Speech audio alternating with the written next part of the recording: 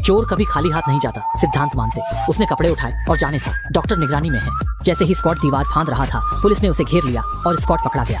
Doctor ने वकील की पहचान का इस्तेमाल कर सफलतापूर्वक मुलाकात की और चींटियों के जरिए उसके पास कपड़े भिजवा दिए।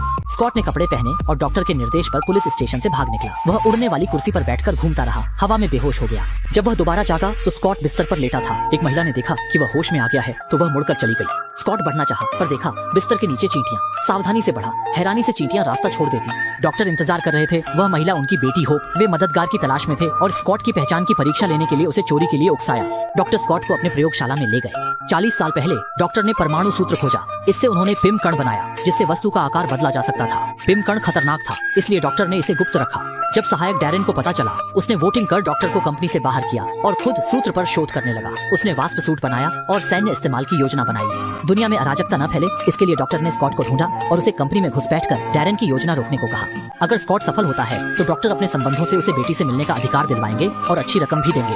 बेटी से मिलने के लिए स्कॉट ने तुरंत यह प्रस्ताव स्वीकार किया।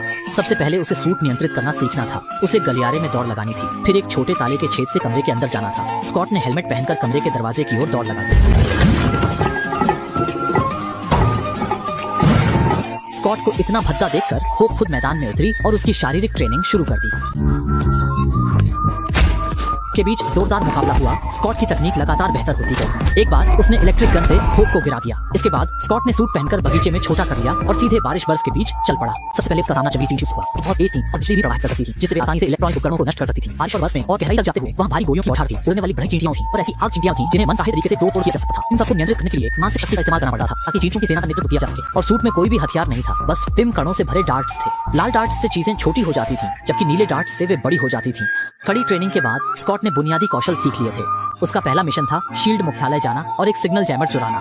उसने चींटियों को लैस किया, उन्हें बारिश बर्फ से निकाला, बड़ी चींटियों की सवारी कर शील्ड मुख्यालय पहुंचा। उसे अंदाजा न था फाल्कन यहाँ गश्त कर रहा। डॉक्टर ने स्कॉट को पीछे हटने के लिए कहा, लेकिन सूट की मदद से स्कॉट चुपचाप अंदर घुसना चाहता था। फिर भी उसे स्कैनिंग के जरिए पकड़ लिया गया। स्कॉट बड़ा हो गया, वो फाल्कन से बात करना चाहता था।